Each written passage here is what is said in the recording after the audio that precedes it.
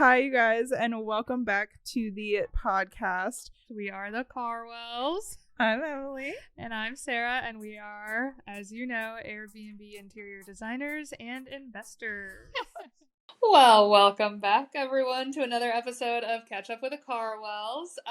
Today, it's just Emily and I on a podcast.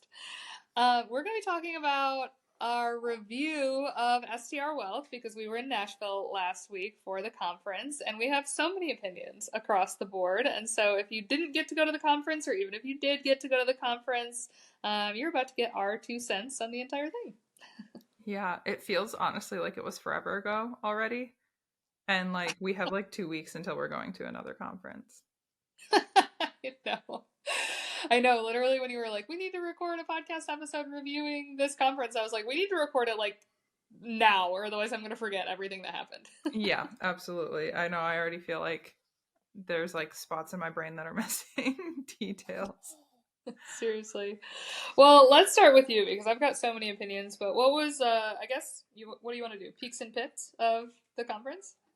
Things that stood out, things that you hated? Yeah.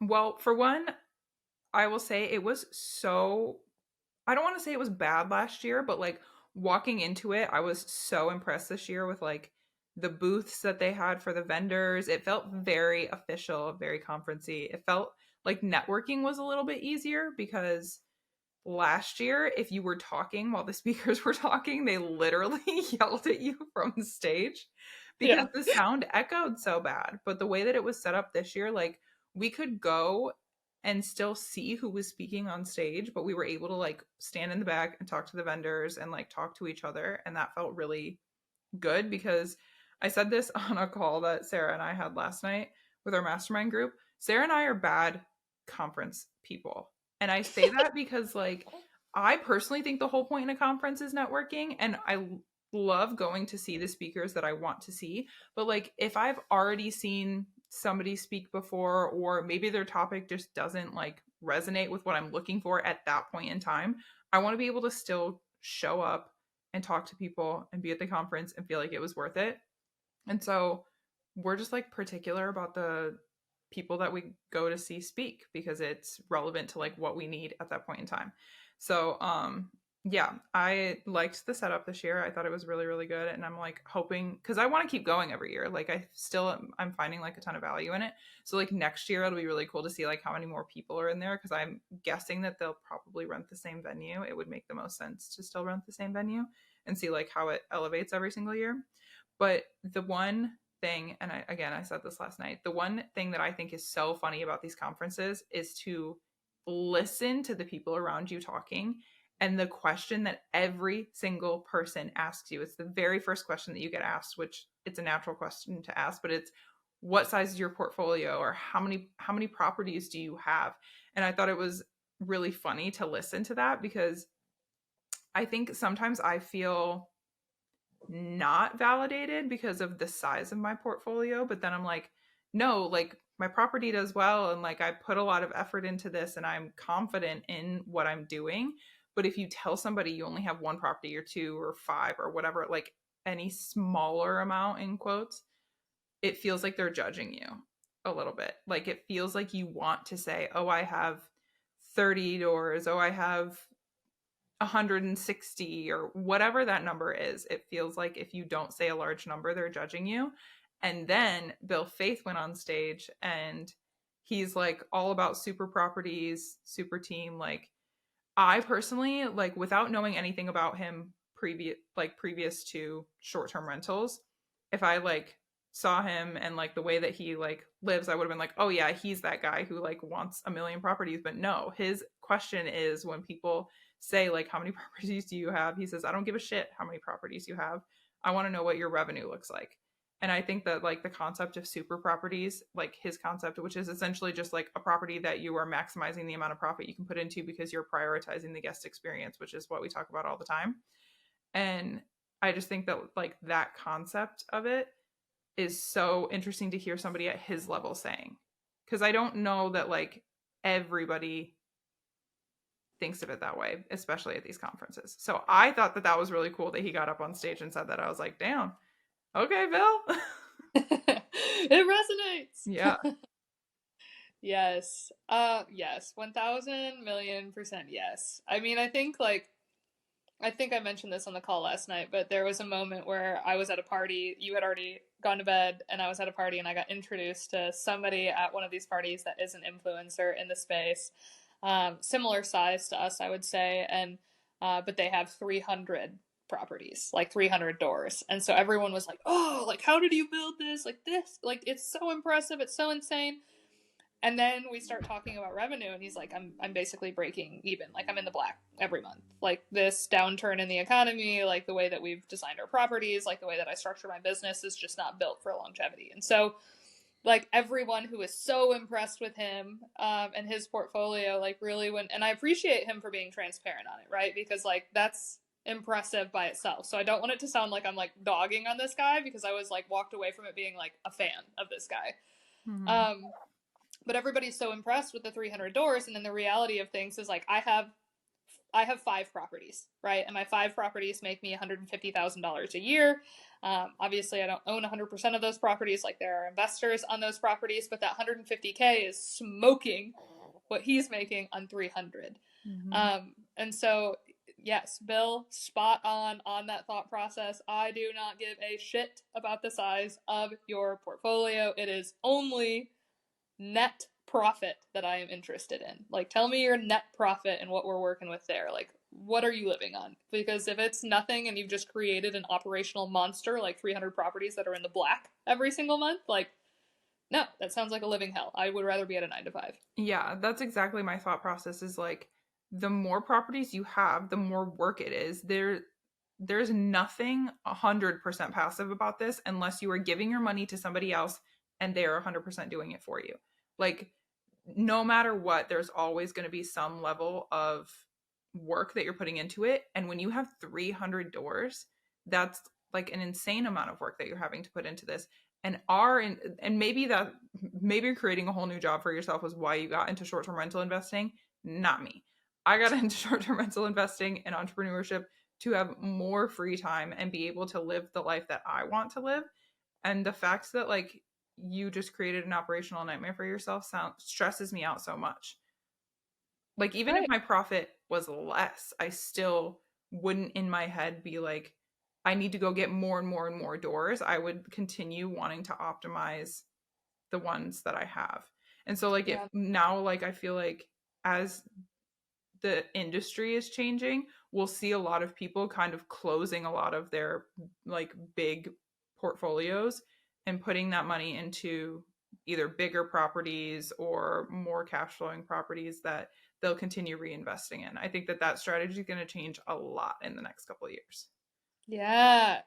Yes, I think that 2024 is the year to save failing properties and double down on existing ones, not buying new ones. Like, I mean, we get the luxury of thinking about buying new ones because ours are still crushing it, right? Like, we're seeing record numbers year over year, and it's because people, like the consumer, the guest who is staying in these B&Bs is getting better and better and better at picking up on crap properties versus great properties. Like not everyone that's walking in as a guest has the eye of an interior designer or has the eye of like understanding what is good or what is bad in a B&B, what's giving green flags, what's giving red flags. But like now the guest has gotten a lot smarter, and so they can pick up on that in your photos, and like you can't be a half-assed host anymore. It's not going to work. Mm-hmm. And so it's like you've got a lot of people. Like that was an overwhelming thing to hear where I'm like, oh, like Airbnb bust is just like a fake thing because I'm not experiencing it. But then we go to this conference and it's like the main topic is like people are hurting. Like people are having failing properties left and right, and they're like, well, it's breaking even, so it's fine. I'm like, no, that's not fine. Like that's no, it doesn't have to be that way if you do it correctly. But everyone who's not doing it correctly is getting pushed out of the space, just like we've been talking about for the last 4 years. It's just now here. Yeah. And honestly, it's not even just design. Like the guests are noticing all the things, like amenities, all that kind of stuff. Literally, an example, I have 3 grown men who are in town for a conference that just happened to book my property. I I'm going to make an assumption here, my bad. They don't seem like the kind of guys who give a shit about design. Like they're just staying at the property because it was available during the conference.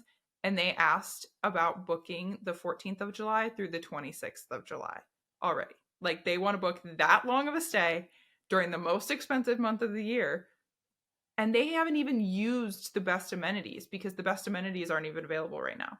And I'm like, They're they're noticing what's available and they're like, I want to come back here in the summer because I know yeah. that this is going to be an even better experience. And that's like tooting my own horn, but like, damn, they're noticing that kind of stuff. And there's other properties that they could stay at that are cheaper in the area that don't offer that kind of stuff.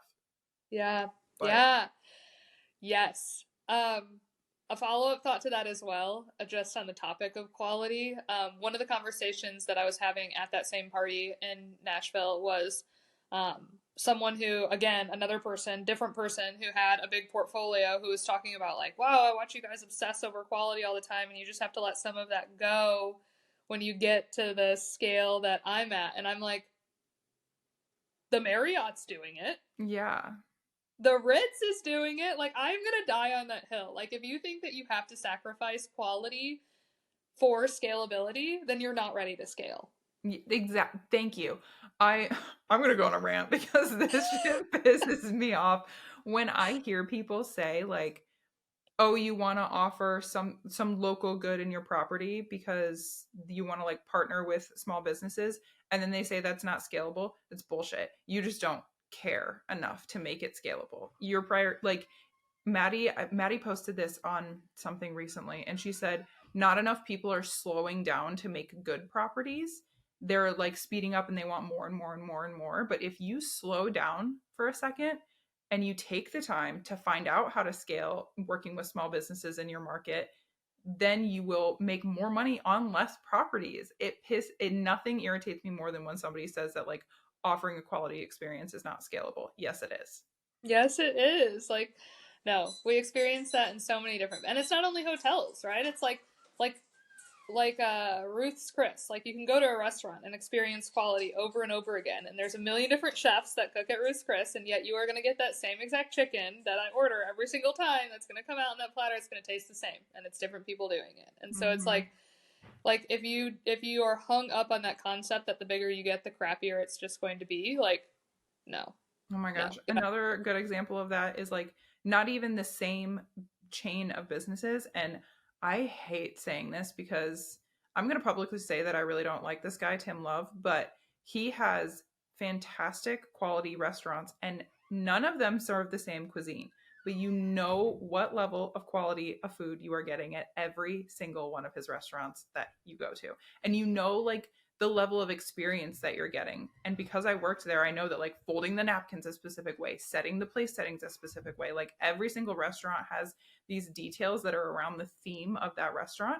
And it's a different experience at every single one because it's a different cuisine at every single one, but it's a high quality experience at all of them. And he figured out a way to scale it. And I don't even like that guy, and I will compliment it. Yes, look, I want to be chill and I am chill in certain aspects of my life, but when it comes to business, like, you can't be at the top and be chill. Like, Yeah. I'm sorry. And I'm even like constantly ridiculing my own property, and I'm like, oh, I missed that. That needs to be on my next thing that I'm like fixing and moving forward on, because even though I pride myself on like putting in a ton of effort, I know that I can still improve on my properties and I want to. Yeah. Yeah.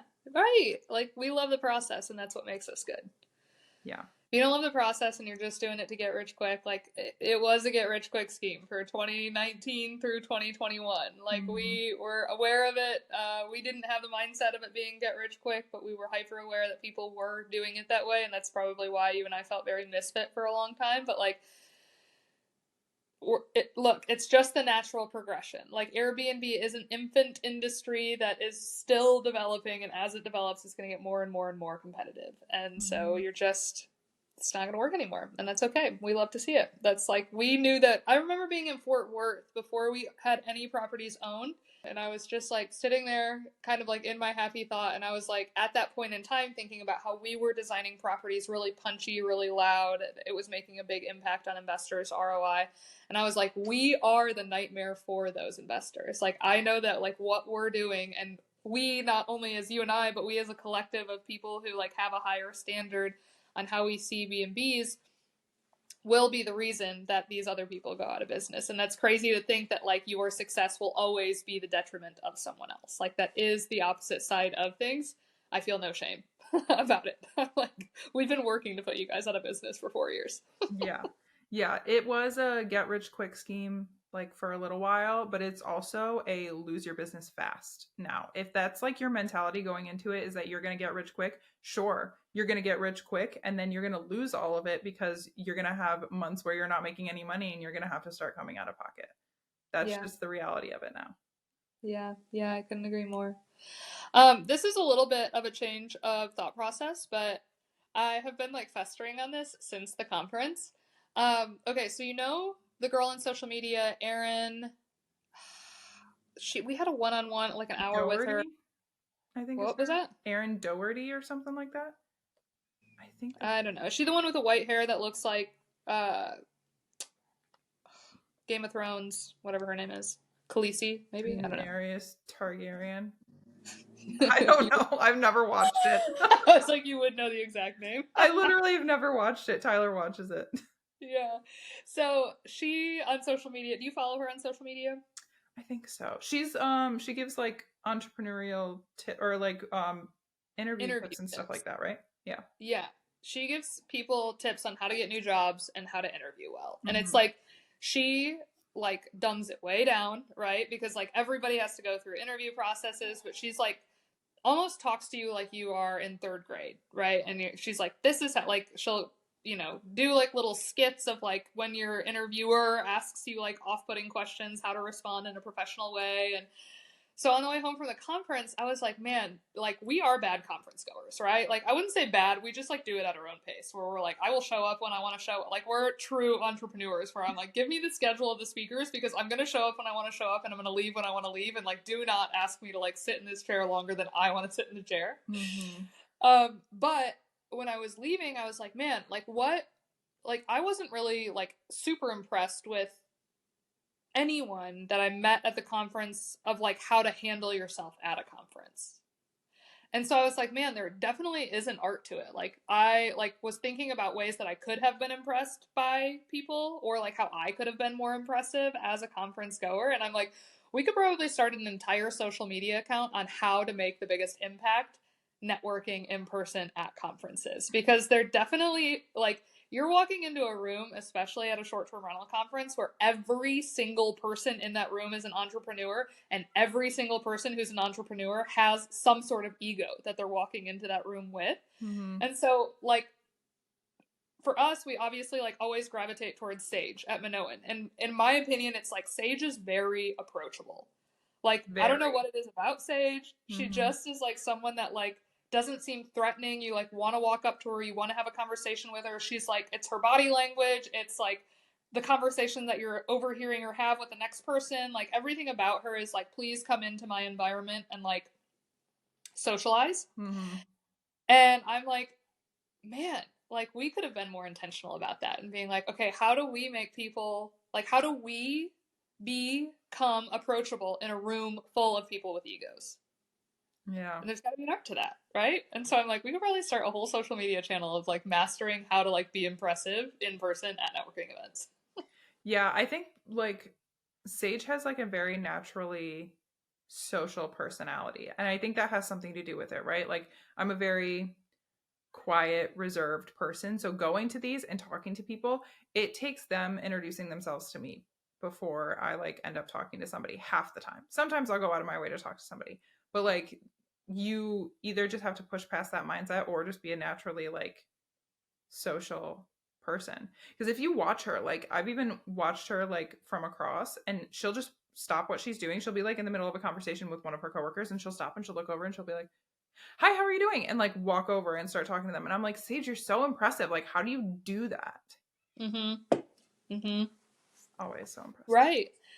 And it's like your pet peeve of being like, the first question that every single person asks us is like, what does your portfolio look like? Like, Mm-hmm. that's an off-putting question. Like, we watched some people we were watching, like, Patrick, sorry to pick on you, Patrick, if you're listening to this podcast, but we watched Patrick ask that question over and over and over again, right? Oh, yeah. And Patrick, like, we know Patrick, and we know Patrick means absolutely, like, he's doing it in a genuine way. Yeah, he Like, really wants to know. he really wants to know. Yeah. But it's like, if you don't have an impressive portfolio, then you're walking into that conversation being asked that question immediately feeling bad about yourself. And Mm-hmm. so, like, how do you, like, develop a conversation starter that is going to make everyone feel welcome, that you're like the person that people want to talk to because, like, the question that you asked them right out the gate made them feel good about themselves, and so therefore they just inherently like you because you made them feel good. Like, it has nothing to do with you, it's just the question you asked them that sparked a conversation that didn't immediately lead to, like, oh, I only have one property, or like, oh, I'm brand new to this and I'm like the most novice person you've ever met in your life. Yeah, I was Like, gonna say another question that I've like caught us asking people is like, how long have you been in this? And they'll be like, oh, I'm brand new. And then you'll see them kind of like close off and be like, oh, I'm brand new. This is my first thing. And my response to that, because one person specifically that we asked that to when we were in line, like registering, her name was Liz, I think. We asked her that question and she was like, oh, I'm brand new. And like, she had a vacation rental or a home or whatever that she was going to be putting on Airbnb. But my response was, I can't believe you're already coming to a conference as being brand new. That's so smart. Like, I think it's genius to be doing that because we didn't do that. And immediately, like out the gate, putting yourself in a room with that many people who are however many steps ahead of you is such a smart thing to do. But if you get asked that question and you feel like you have to like kind of close off because you got asked that question, maybe you like won't want to talk to people. And so you're right, there has to be a better question to ask.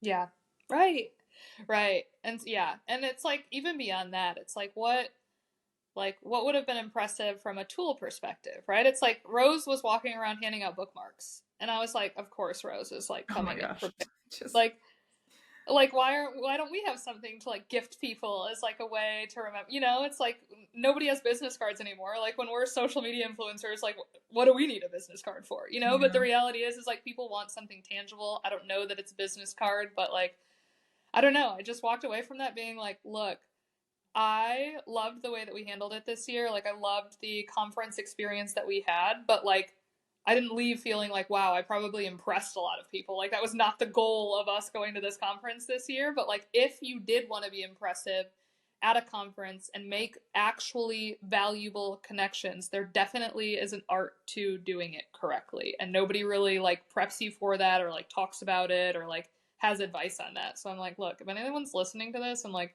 is a communication expert, like a networking expert, start a social media channel and I will be resharing all of it.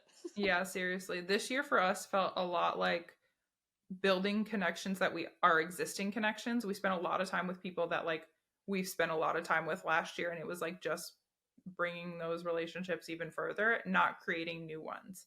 And I Yeah. feel like maybe like that's the purpose of what we wanted this year, but like going forward, we could be more intentional about creating more relationships and like branching out on the community, I think for sure. Yeah. Yeah. I totally agree. Because I also don't want to be like those influencers or like those like people in the space that like only hang out with certain people, right? Like, I would hate the thought of like people who follow us on social media being like, oh, like, I'm not high enough up to like come and say hi to the Karwells or like hang out with the Karwells. Like, no, I don't want that vibe whatsoever. Yeah, I want people sure. to like come up and like feel like we're a safe space to like, you know, dream with. Like, we are the exact same people that we present ourselves as on social media. Like, please come shoot the shit with us. Yeah, maybe I need to work on my resting bitch face if I want people to approach us. Right? Maybe next year we'll have a booth just to hang out. Like, we're not selling anything. We're just gonna like offer some seating and like we're gonna hang out in this back corner because we don't actually want to listen to the speakers, but we do want to hang out with you all. Yeah, seriously. I wonder what those cost. I totally would do that. Yeah, be Um, like a sponsor of the podcast, but we're just chilling. Or a sponsor of the conference, but we're just chilling. yes, yes, I like that vibe. Oh my gosh, we Um, can make it so aesthetic too. We would end up spending so much money on our booth for for like absolutely no no reason. ROI. That is so our style. We're like, we're gonna be extra, but we don't know why. Yeah, literally. Oh my gosh. Um, Um, go. I was gonna say, shift into talking about taking a baby to the conference, because I know that like all the moms in our DMs were like, "Oh my gosh, you're doing it!" And we've gotten so much feedback on like people being so impressed with you doing that right out the gate. Well, I think I could have done it better.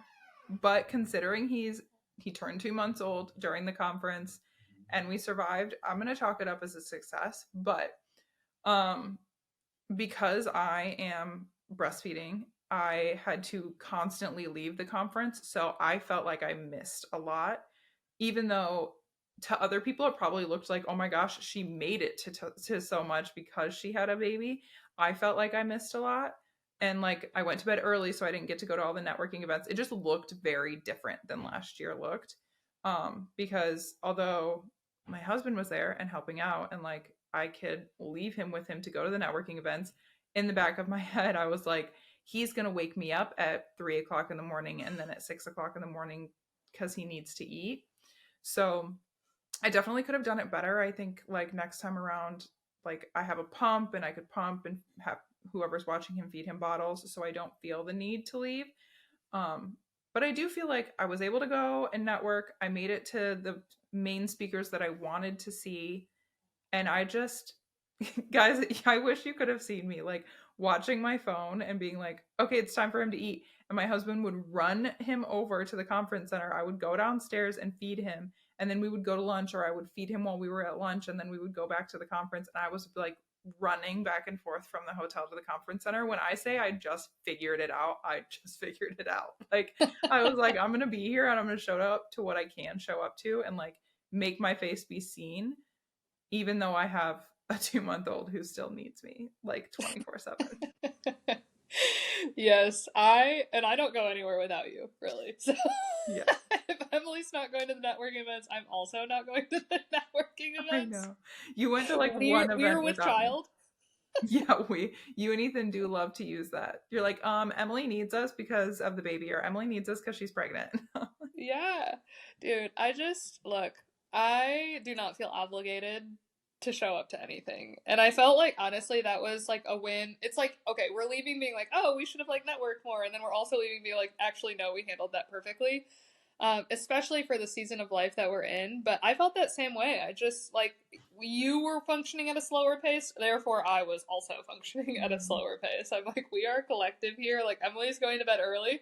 I'm going to bed early. Emily's feeding. I'm going to the gym. Like Yeah. we will not be without each other. I will also say I brought him to a lot of stuff, and I think maybe like new moms are scared to do that, and it is scary, trust me. Like the idea of him having a blowout or screaming crying while we're at one of these events is scary because like you don't want to disturb other people.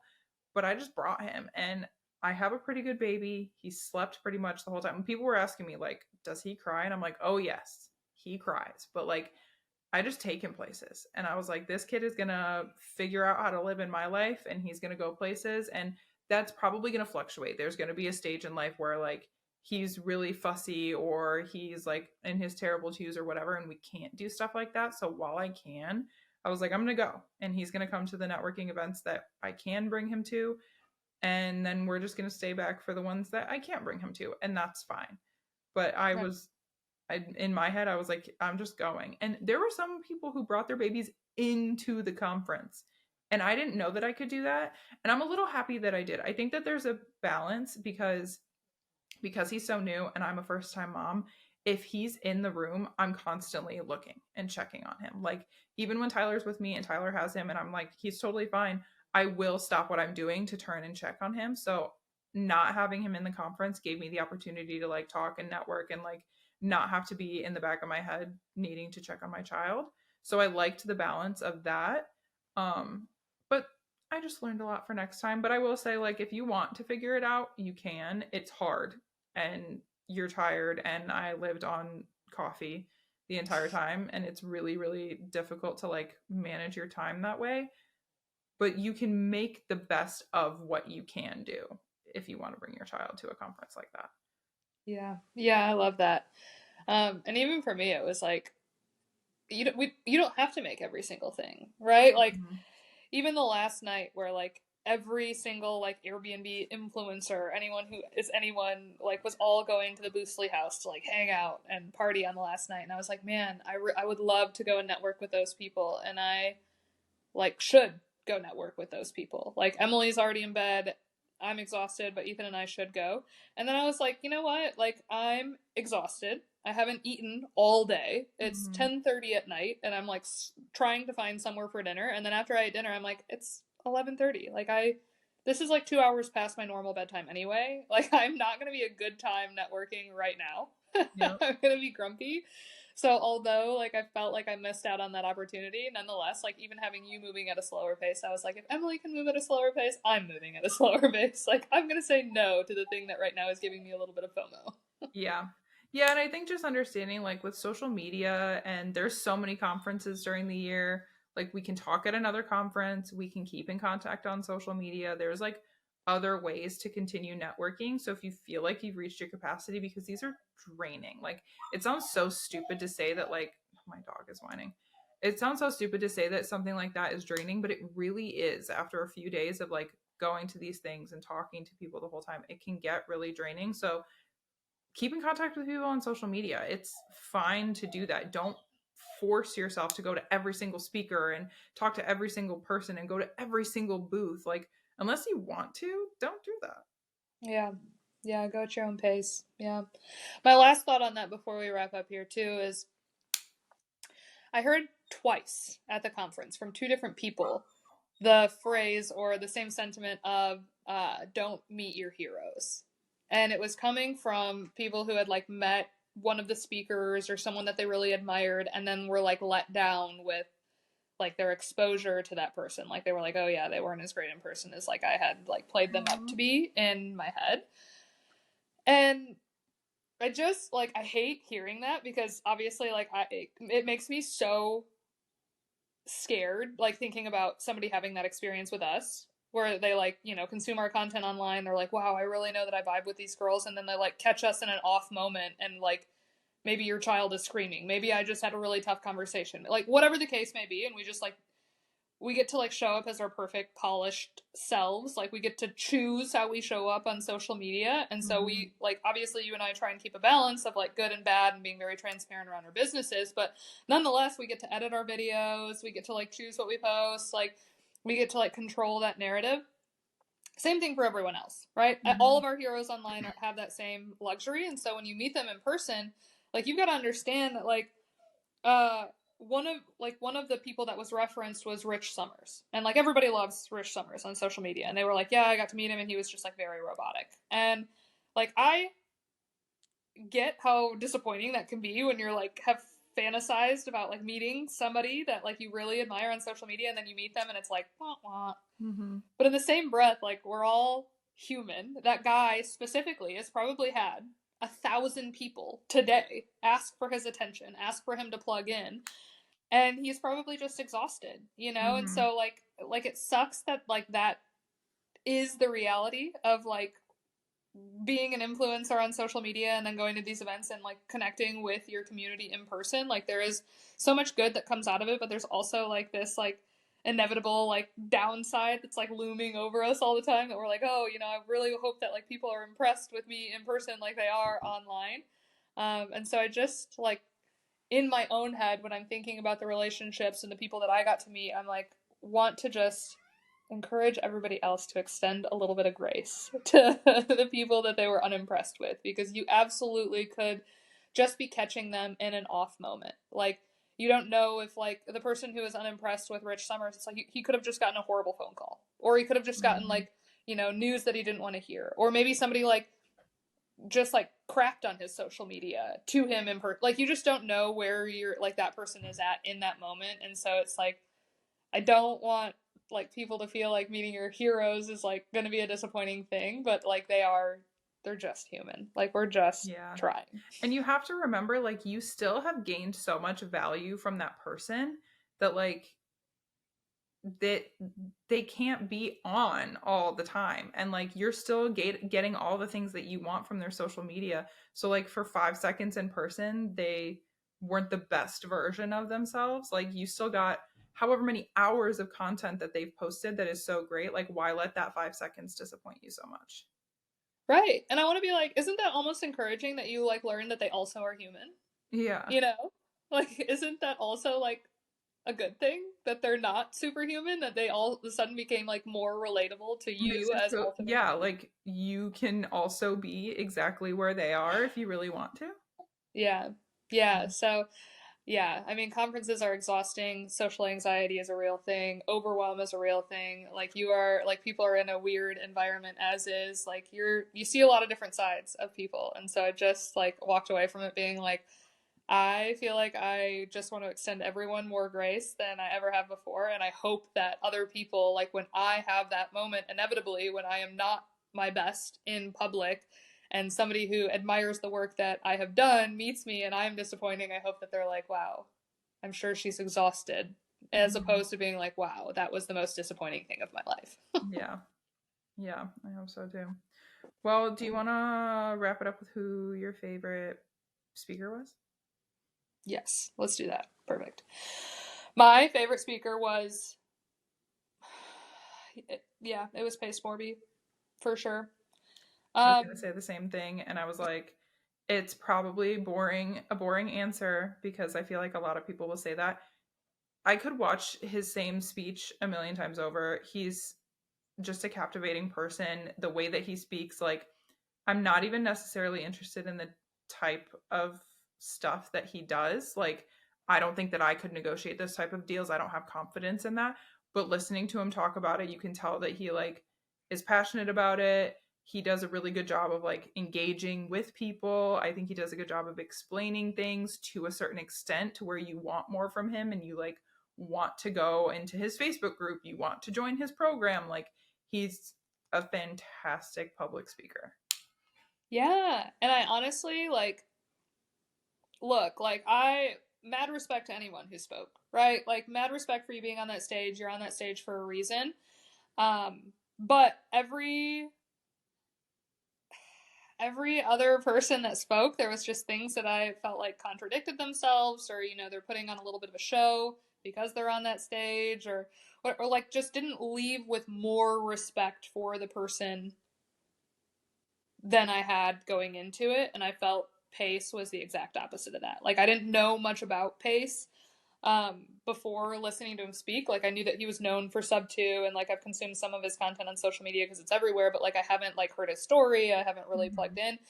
And I just thought that he was like brought it way back down, like made himself really relatable in the way that he was storytelling, and then also in the way that he was teaching how to do what he does, like to make it digestible for other people. Like you and I talk about that all the time. It's one thing to be able to do something for yourself, it's another thing to get other people to do the same thing that you've done and teach them in a way that's digestible, understandable, applicable to their scenario. Mm-hmm. I just felt like he mastered that in an hour. And it left us with a lot of answers. It left us with a lot more questions, which is like the point of speaking and like drawing people to your community. So just overall felt like he seemed like genuine guy, genuinely trying to help people, genuinely has gone through all of the hardships, if not more than everybody else, like, and was an excellent public speaker. So yeah, I left being super impressed with him.